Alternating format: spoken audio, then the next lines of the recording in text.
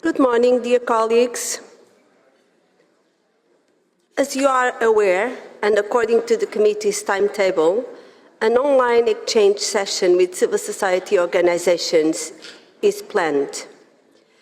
This dialogue with civil society organizations aims to discuss the thematic priorities arising from the Mondial Cult 2022 Declaration in relation to the Convention, with a particular focus on the challenges of achieving balanced flow of cultural goods and services in the digital environment. This exchange session will last 1 hour, and representatives of civil society organizations will join us online. I invite you all to stay in the room to follow the session. You'll have the opportunity to ask questions at the end, which will be moderated by Mrs. Marie-Julie Desrochers of the International Federation of Coalitions for Cultural Diversity.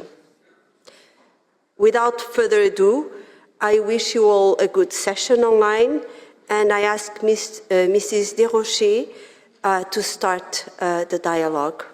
Thank you. Pardon.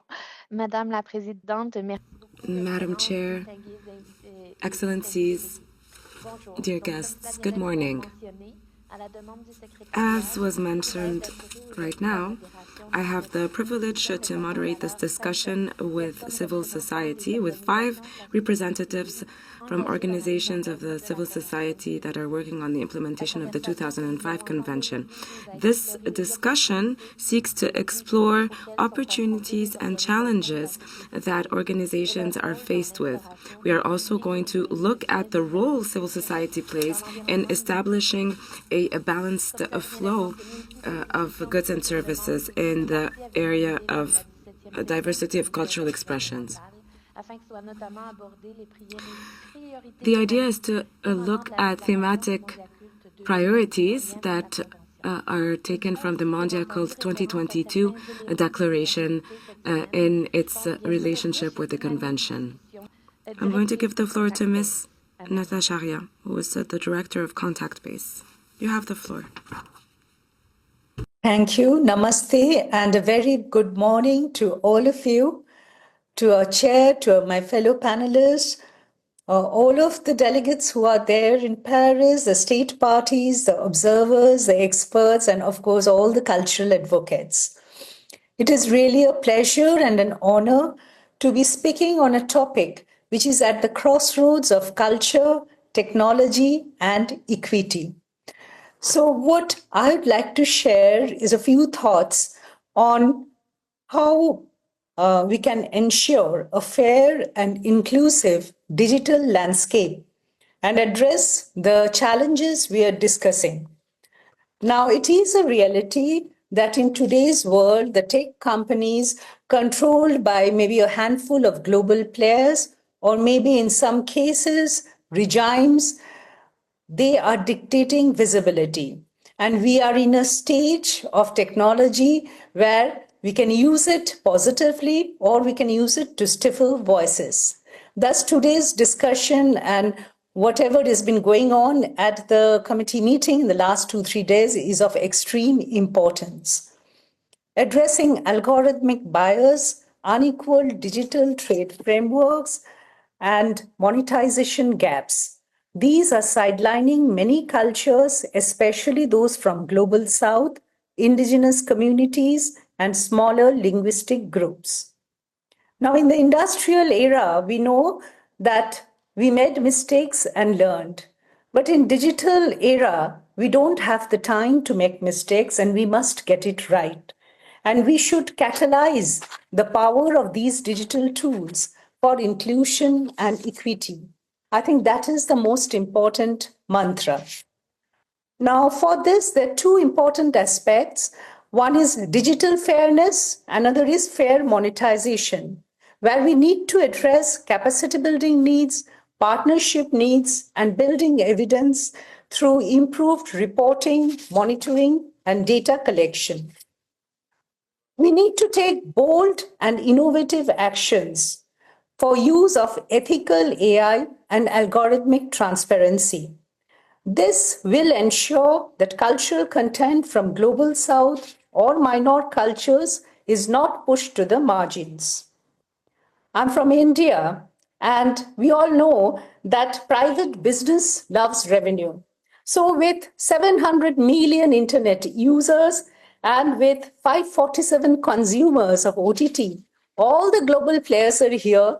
They're offering content in different languages. In the last few years, we Indians have been really enjoying each other's content, which we never did before. And the economy is 275 billion USD and it is growing at 17% rate. So that is the potential.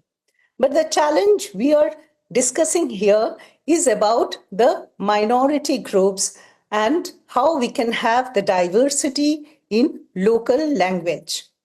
Now, for this, we need effective strategies. One, the government has to incentivize. This could be through grants to the creators to create content in local languages. We need awards, we need recognitions. We can indeed learn from the Korean wave. All across the world, the young generation, they love Korean music, Korean films.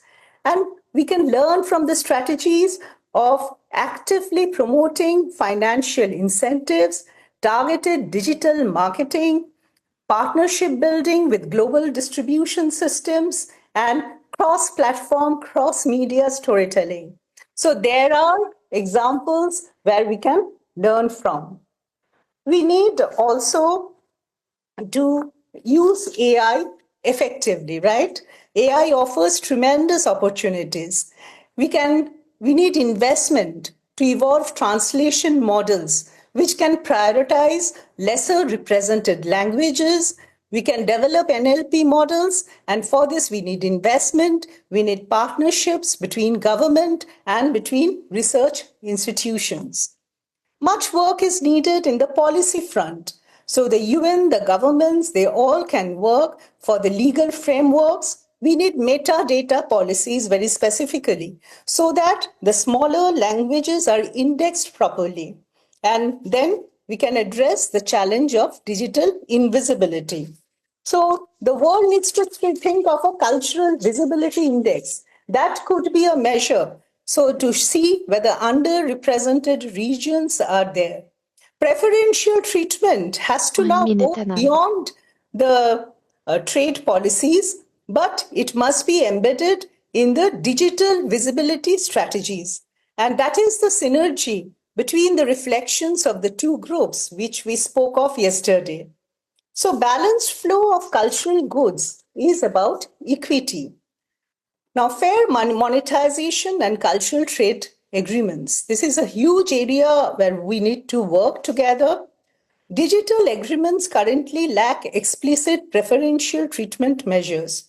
Trade agreements have to include binding provisions on cultural dimensions, ensuring royalty to the content creators, transparency for the artists, especially from Global South. So developed countries are already working a lot on audiovisual co-production, but preferential treatment has to address all creative industries, including AI-generated art, digital exhibitions, virtual reality, and so on. So capacity building has to really take a different dimension altogether. The artists have to be empowered. Yesterday, there was a lovely example given about knowing the use of electricity and not knowing the use, right? So capacity building of the artists to use blockchain technology to get fair remuneration. There is not much expertise or knowledge in the Global South on that. Avail of direct monetization platforms. Get the platforms to do that. We CSOs have a huge role to play in this advocacy, not only negotiating fair contract, but also to create awareness so that audience, they become aware and they also demand that what is being offered to them is original content and it has been done ethically using ethical AI tools. When we talk of monitoring, it is very important that we have data because we cannot hold platforms accountable unless we have representative data. So in the trade agreements and in the reporting frameworks, we have already discussed this yesterday a lot, that how preferential treatment needs to be reported. And we should also report that what the countries are doing to build the capacity in this area. So QPRs will indeed become a powerful tool this way. And the creators will have, through capacity building, tools to succeed and use the whole power of digital technology. We are in the era of digital revolution, and it is the time to act. And equity will not and will never happen automatically. So let us all work together to ensure that digital platforms become a force of equity and not exclusion. Thank you. Thank you so much, Ananya, for a very thorough, concrete, and inspiring intervention.